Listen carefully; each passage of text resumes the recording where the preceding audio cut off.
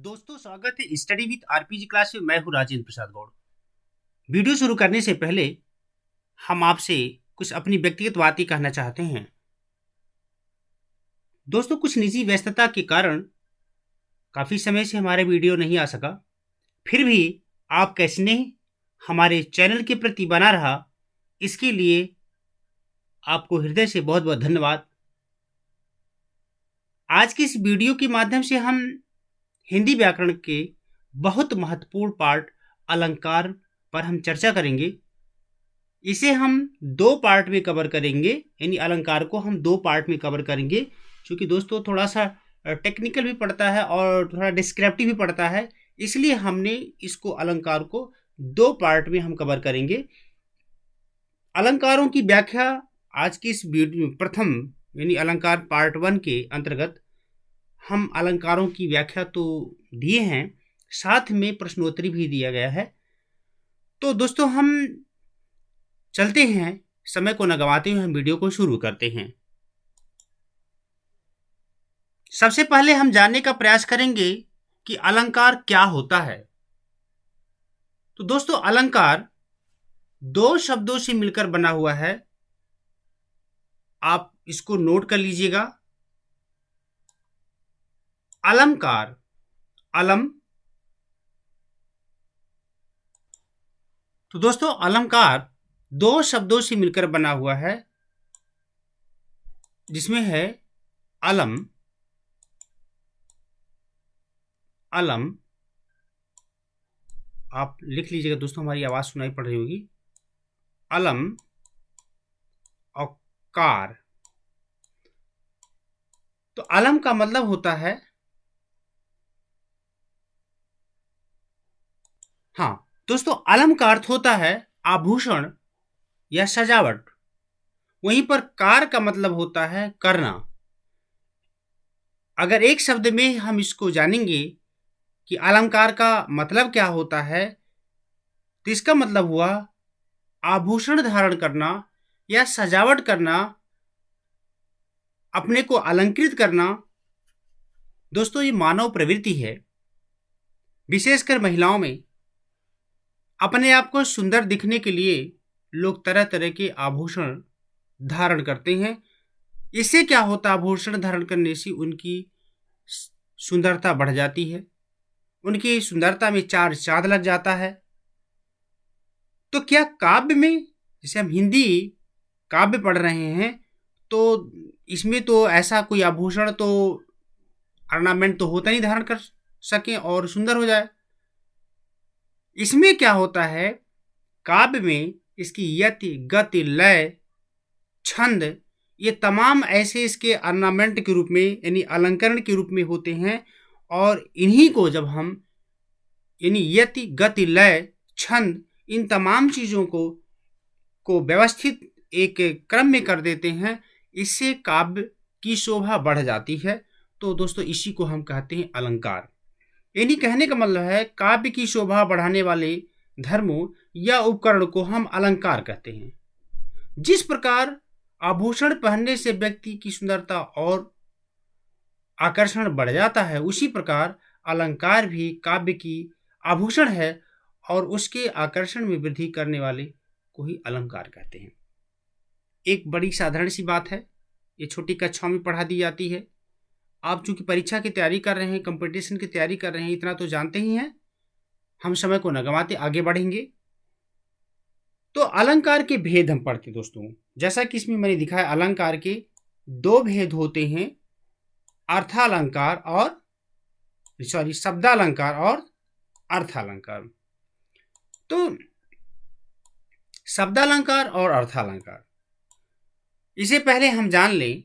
शब्दालंकार होता है, ये काव्य को बाह्य रूप से उसको अलंकृत करता है, यानी शब्दों के माध्यम से जब काव्य की सुंदरता बढ़ती है तो इसको हम कहते हैं शब्दालंकार। हम काव्य गद्य और पद्य में सबसे बड़ा अंतर यही होता है कि काव्य में शब्दों को ऐसा व्यवस्थित किया जाता है यति, गति, लय, छंद के रूप में कि उसको पढ़ने में एक संगीतमय हो जाता है, संगीतबद्ध हो जाता है तो अच्छा लगता है। तो इसी प्रकार जैसा कि अब काव्य गद्य है तो गद्य में ऐसा यतिगत लक्षण तो होता नहीं, उसको हम कहानी की नुमा ऐसे पढ़ते जाते हैं। तो आप ही जान लीजिए शब्दालंकार होता है जब काव्य में शब्दों के द्वारा उसका आकर्षण, उसकी सुंदरता बढ़ जाता है, उसको हम कहते हैं शब्दालंकार दोस्तों। जैसे कुछ ऐसे मिलते हैं, जैसे कह सकते हैं तरन तनुजा तड़तमाल तरुअर भूछाए, और है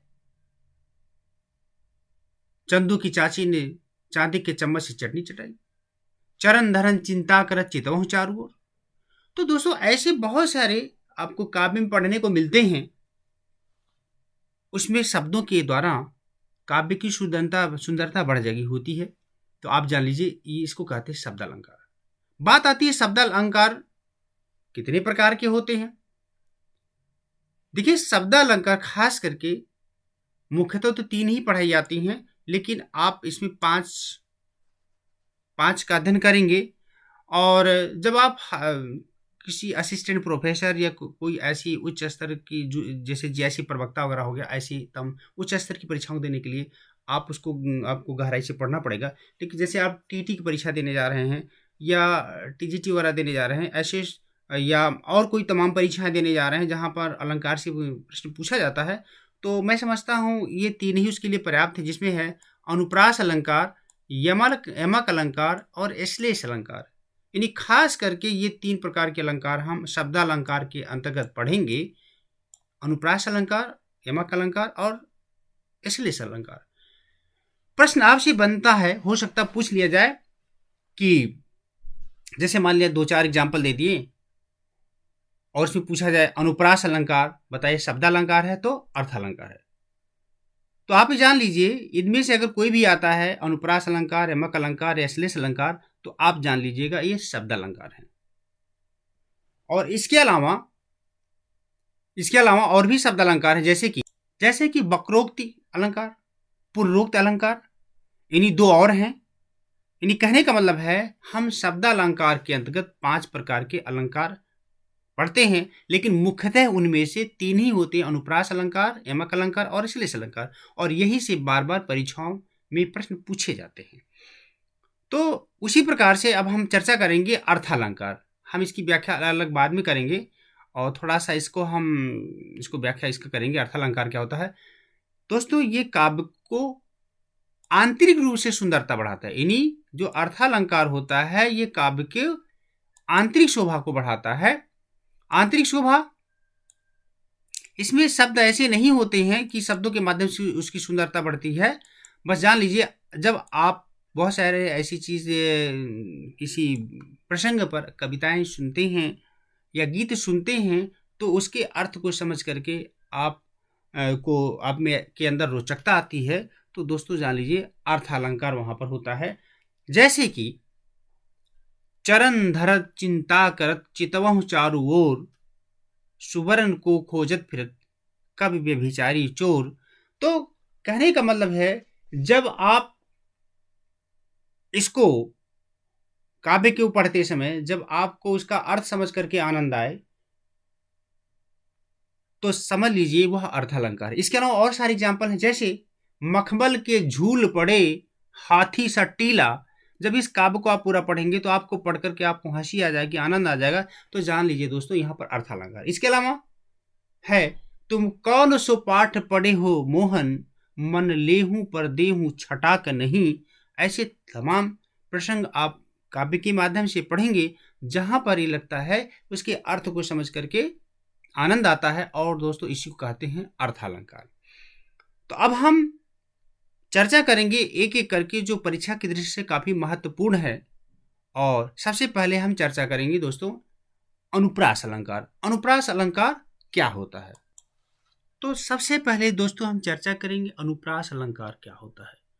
कोई भी परीक्षा हो छोटी बड़ी, चाहे वो आप वनडे एग्जाम दे रहे हो, चाहे एसएससी दे रहे हो, टीजीटी, टेट या आरओ परीक्षा देने जा रहे हैं, तमाम ऐसी परीक्षाएं हैं जहां पर यहाँ से प्रश्न जरूर पूछे जाते हैं अनुप्रास अलंकार।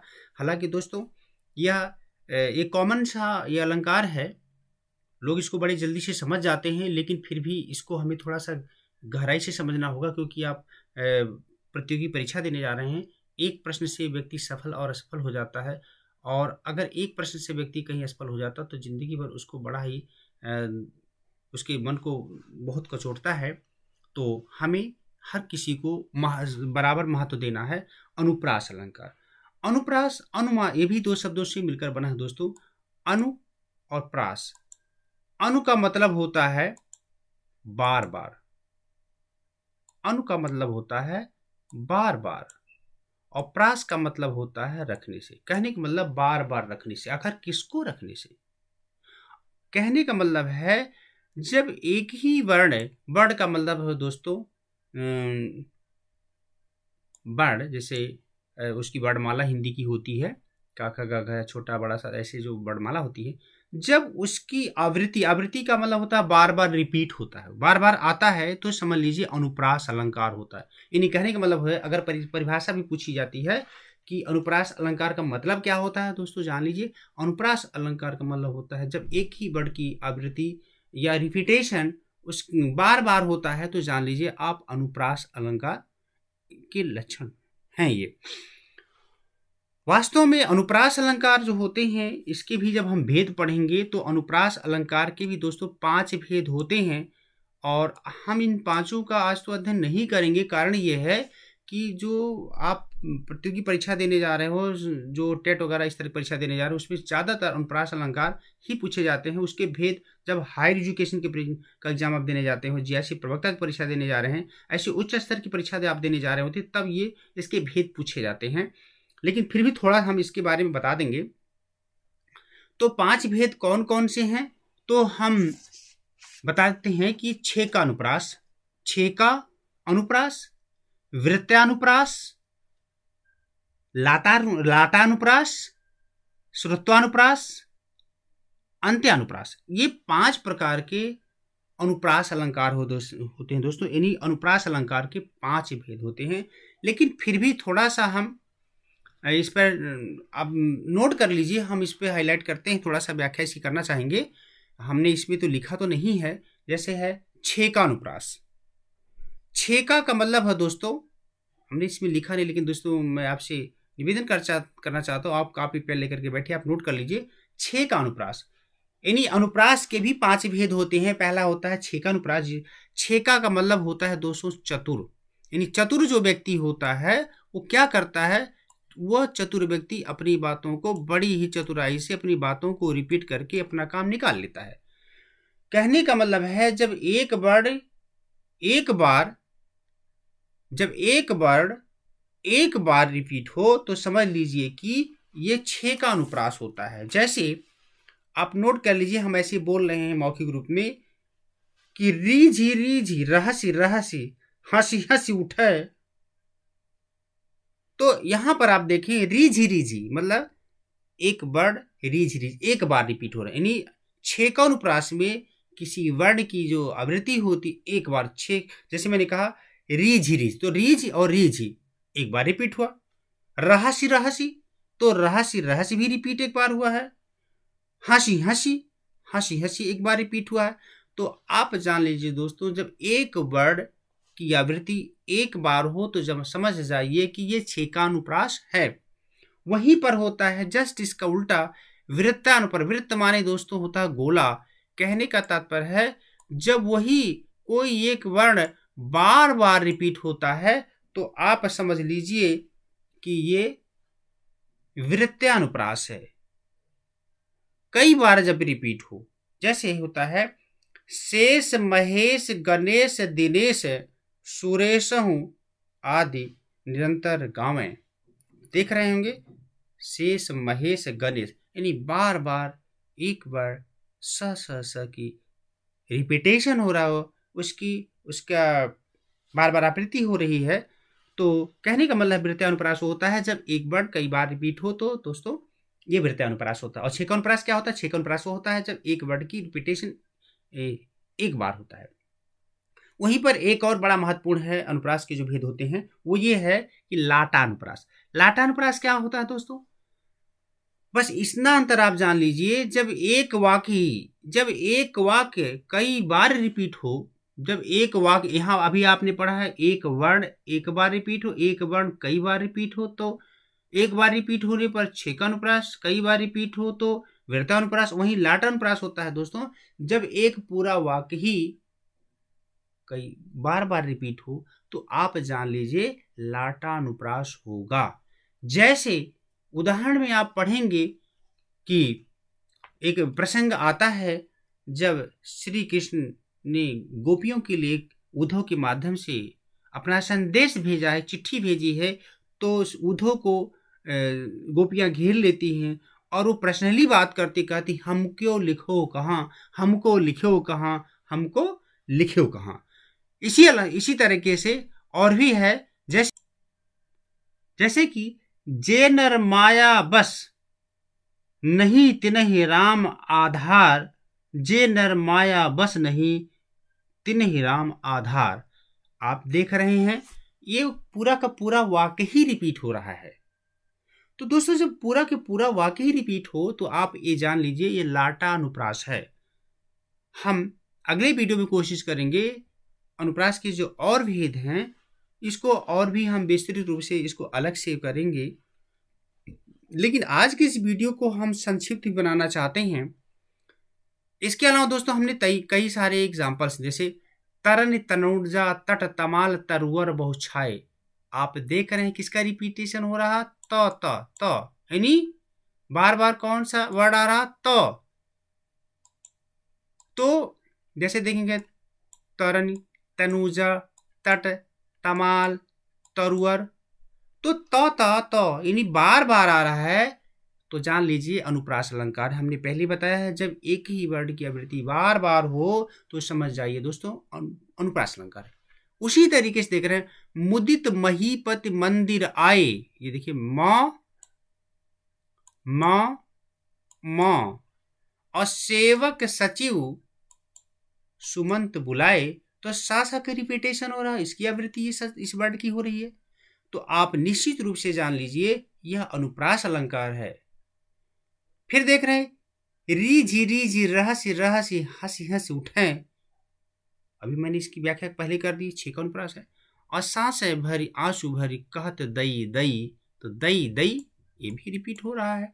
इस तरह से ये अनुप्रास अलंकार तो है ही है, साथ में 6 का अनुप्रास है। जो खग हो तो वशेरु करो मिली, कालिंदी कूल कदम्ब की डारनी, यहां देख रहे हैं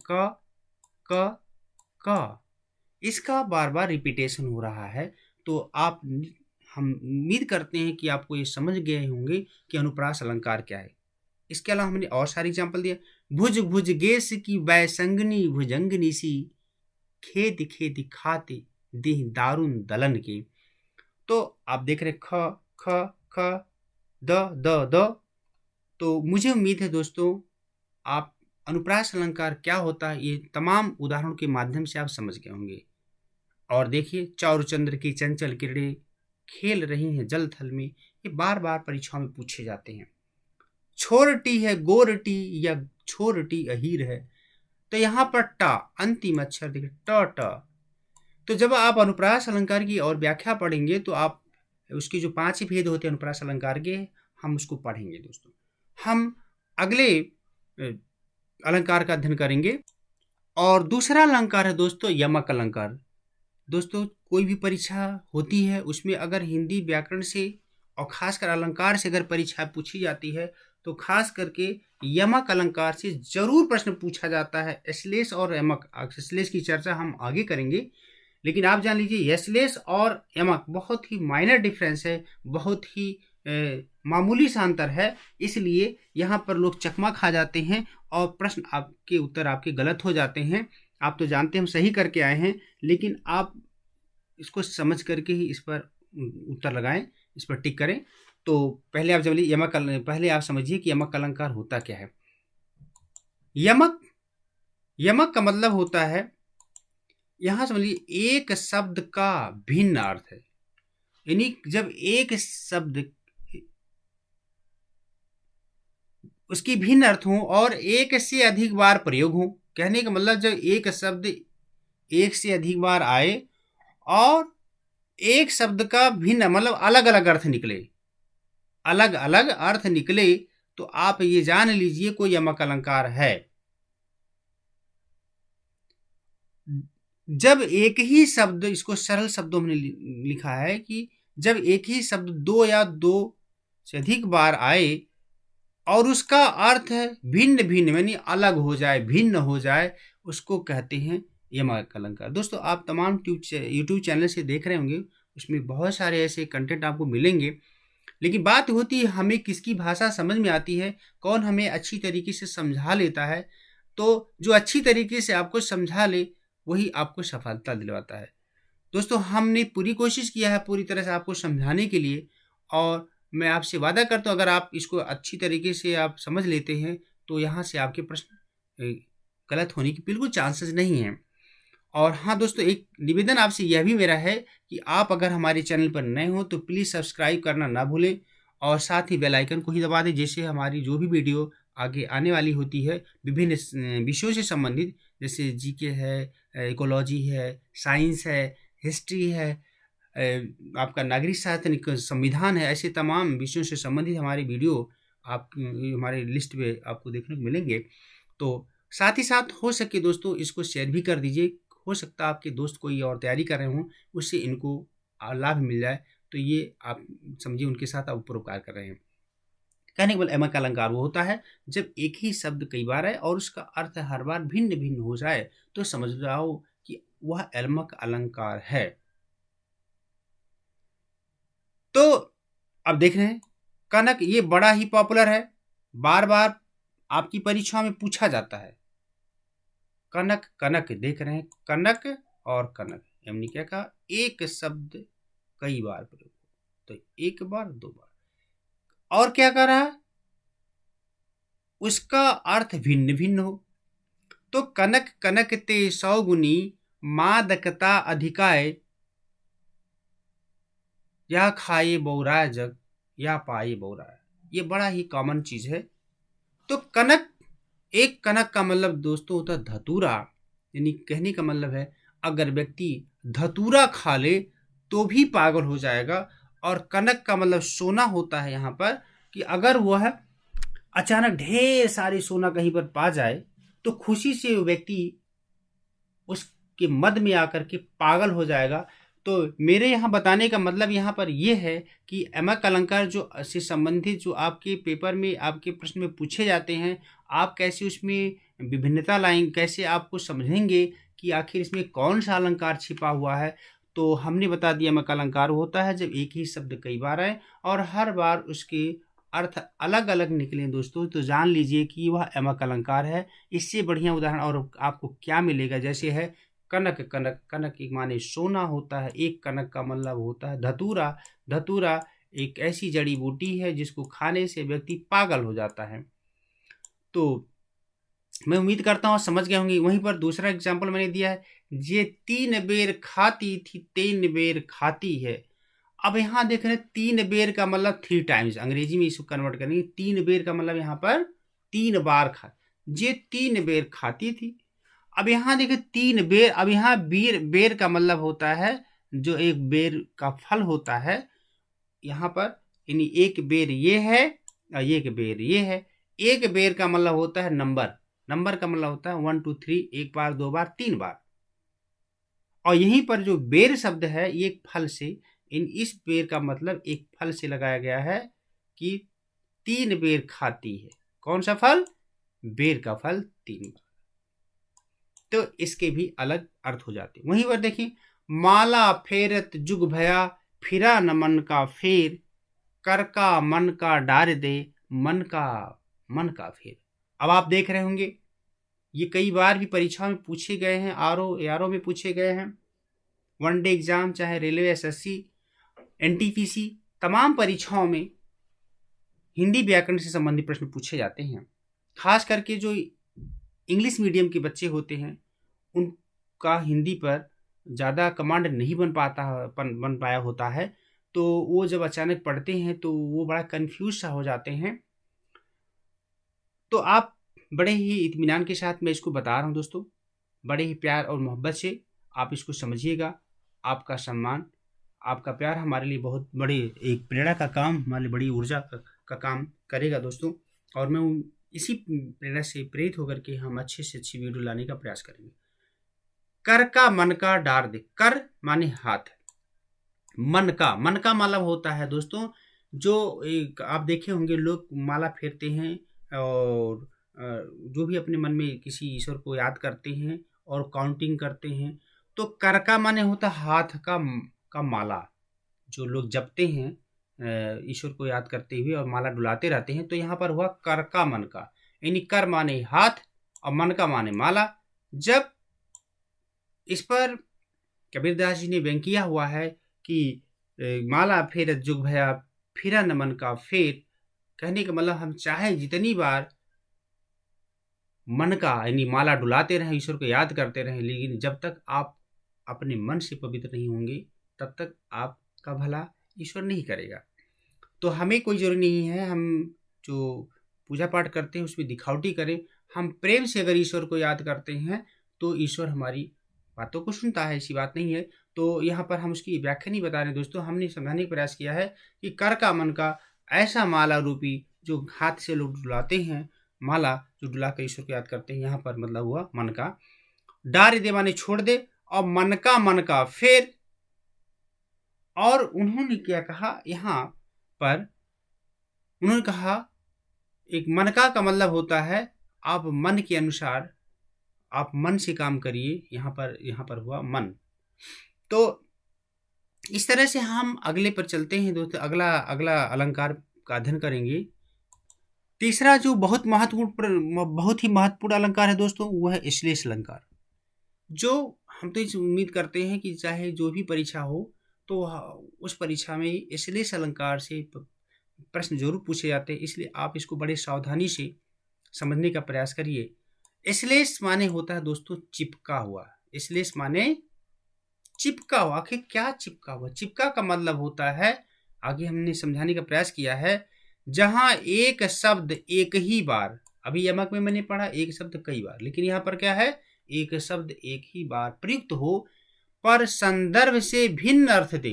यानी कहने का मतलब जो उसमें कई प्रसंग ऐसे छिपे होते हैं, तो जहां जैसा प्रसंग हो वहां वैसा उसका अर्थ देना ही श्लेष अलंकार होता है। कहने का मतलब एक ही शब्द में कई अर्थ छिपे होते हैं, तो वहां पर श्लेष अलंकार होता है दोस्तों। ये सबसे पॉपुलर जो अक्सर बार बार परीक्षा में पूछा जाता है ये है कि रहीमन पानी राखिए बिन पानी सब सून, पानी गए न उबरे मोती मानुष चून। यहाँ देख रहे हैं पानी शब्द, तो इसमें कई अर्थ लगाए गए हैं। जैसा मैंने कहा भिन्न भिन्न अर्थ देते हैं। एक पानी का मतलब होता है इंसान की इज्जत से। एक पानी वो जिसको हम जो पदार्थ के रूप में जिसको हम पीते हैं, और एक पानी का तात्पर्य यहाँ पर हुआ कि चूने का पानी निकल जाने से। तो कहने का मतलब इसके भी कई अर्थ निकाले गए हैं। तो आप ये जान लीजिए जब कई अर्थ उसके निकले तो वो श्लेष अलंकार होता है। और है चरण धरत चिंता। ये देखिए दो तीन जो है ये बहुत बार पूछे जाते हैं, अक्सर परीक्षाओं में यही दोनों पूछे जाते हैं श्लेष अलंकार में। चरण धरत चिंता करत चितवह चारों ओर, सुवर्ण को खोजत फिरत कवि व्यभिचारी चोर।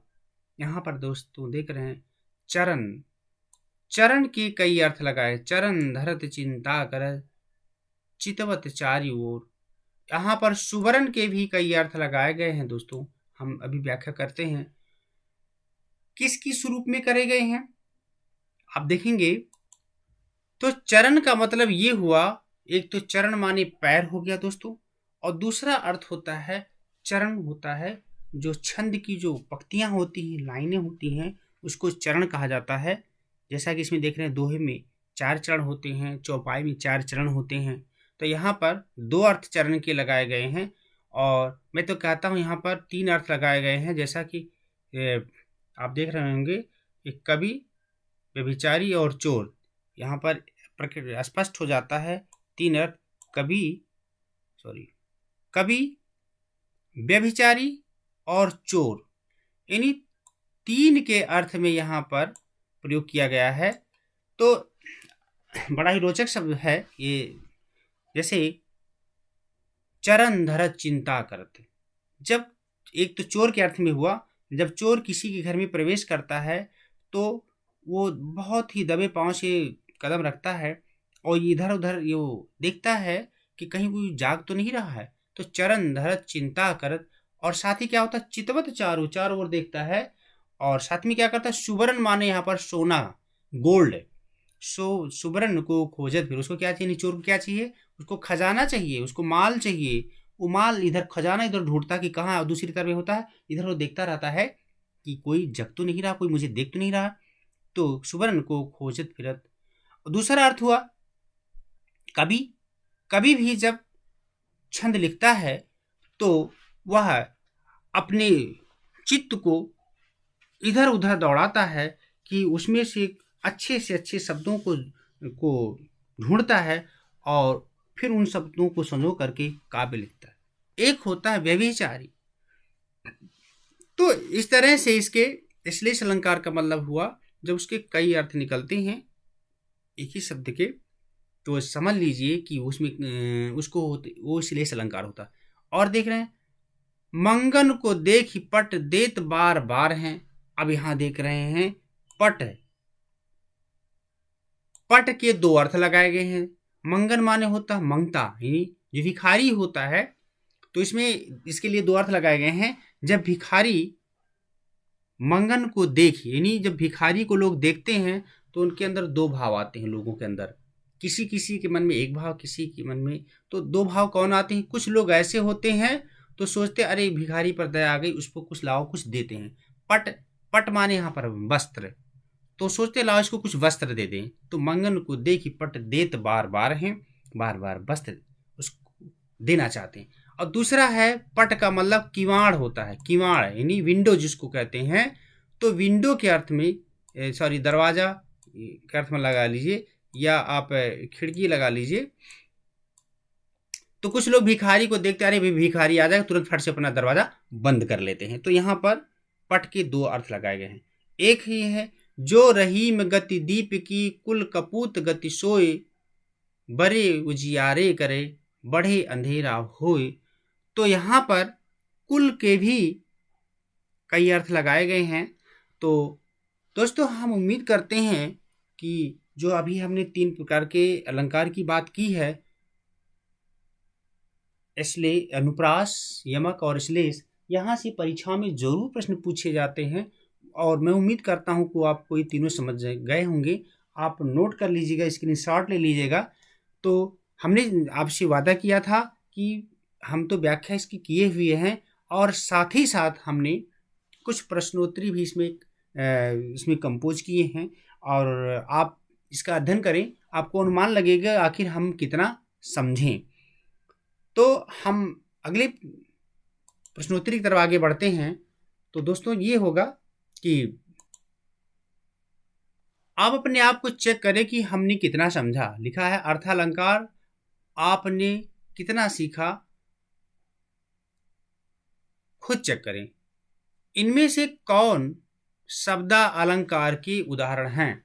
अभी हमने पहले कहा था कि खास करके अलंकार के 2 भेद होते हैं। हाँ दोस्तों, एक प्रश्न और यहाँ पर बनता है कि भोज ने एक तीसरा अलंकार की भी उन्होंने कल्पना करी है। कभी कभी प्रश्न पूछ लिया जाता है कि आखिर तीसरे प्रकार के अलंकार की कल्पना किसने की है, और वो उसका नाम है उभय अलंकार। मतलब उसमें दोनों आ जाते हैं, अर्थालंकार और शब्द अलंकार दोनों आ जाते हैं। भोज ने कल्पना की है, यहाँ से भी प्रश्न बनता है। तो प्रश्न है इनमें से कौन शब्द अलंकार के उदाहरण है। यमक अलंकार, अनुप्रास अलंकार, श्लेष अलंकार, उपमा अलंकार। हालांकि अभी उपमा की बात हमने इसमें व्याख्या नहीं की है, अगले वीडियो में अगले पार्ट में हम करेंगे। तो शब्द अलंकार, तो कहने वाला शब्द अलंकार की कौन सी उदाहरण है। क्या यमक अलंकार शब्द अलंकार के उदाहरण है, अनुप्रास अलंकार, श्लेष अलंकार, उपमा अलंकार, इनमें से कौन शब्द अलंकार के उदाहरण नहीं है दोस्तों होना चाहिए। हालांकि लिखने में ये त्रुटि है, इसके लिए हम सॉरी बोल आपसे चाहते हैं। शब्द अलंकार जिसमें अनुप्रास अलंकार शब्द अलंकार है, यमक भी है और श्लेष भी है, लेकिन इसमें जो है जो उपमा अलंकार है जिसकी चर्चा भी हमने नहीं की है, तो उपमा अलंकार यह शब्द अलंकार के उदाहरण नहीं है, हालांकि ये अर्थालंकार के उदाहरण है। हम अगले पार्ट में इसकी चर्चा करेंगे। तो ये तीनों यमक अलंकार, अनुप्रास अलंकार, श्लेष अलंकार ये शब्द अलंकार के उदाहरण हैं। इसमें से उपमा अलंकार के उदाहरण यह नहीं, पर आप यहाँ पर नहीं लिख लीजिएगा दोस्तों, आप क्लियर कर लीजिएगा। तो हम अगले प्रश्न पर चलते हैं, अगली व्याख्या पर। अगला प्रश्न है, हाट बाट ओट अगार पौरी खौर खौर दौर दौर दीनी अति आगे हैं। आपको बताना है उपरोक्त में कौन सा अलंकार है। मैं उम्मीद करता हूं आप जरूर समझ गए होंगे, और मैं हिंट भी देता हूं कि वह अलंकार कौन सा है जिसमें एक ही वर्ड की बार बार रिपीटेशन, उसकी पुनरावृत्ति होती है। और मैंने बताया भी था, इसको स्पष्ट भी किया था, समझ गए होंगे कौन सा अलंकार है। क्या वो अनुप्रास अलंकार है, क्या वह यमक अलंकार है, क्या वह श्लेष अलंकार है, या इनमें से कोई नहीं। आपको समय मिलता है, आप थोड़ा अपने आप में चेक करें। तो हमें उम्मीद है आप जान गए होंगे दोस्तों, यह अनुप्रास अलंकार है। कौन सा अलंकार है? अनुप्रास अलंकार। ऐसा क्यों है? क्योंकि हम देख रहे हैं ट हट ट ट ट खोर खो ख ख ख the the the the the, तो ये वर्ड की रिपीटेशन हो रहा है, बार बार इसका पुनरावृत्ति हो रहा है। जाहिर सी बात यह है दोस्तों, आपका अनुप्रास अलंकार का उदाहरण है, ये आपका सही है। और हम अगले प्रश्न पे चलते हैं, आप अपने आप को चेक। अगला प्रश्न है, कर का मन का डारी दे मन का फेर, इनमें कौन सा अलंकार है? अभी जस्ट हमने इसकी चर्चा की है। जब एक ही शब्द के कई अर्थ उसमें चिपके हों तो कौन सा अलंकार होगा दोस्तों? कर का मन का, जब एक ही शब्द के कई बार प्रयोग किए गए हों लेकिन उसके अर्थ अलग अलग हो जाते हैं तो वो कौन सा अलंकार होता है? क्या वो श्लेष अलंकार होता है, क्या यह रूपक अलंकार होता है, क्या यह अनुप्रास अलंकार होता है, या वह यमक अलंकार होता है? आपको समय मिलता है, आप चेक करें अपने आप को। तो हम समझ रहे हैं कि आप समझ गए होंगे दोस्तों, और इसका सही उत्तर होगा मन का। अभी हमने इस चर्चा की है।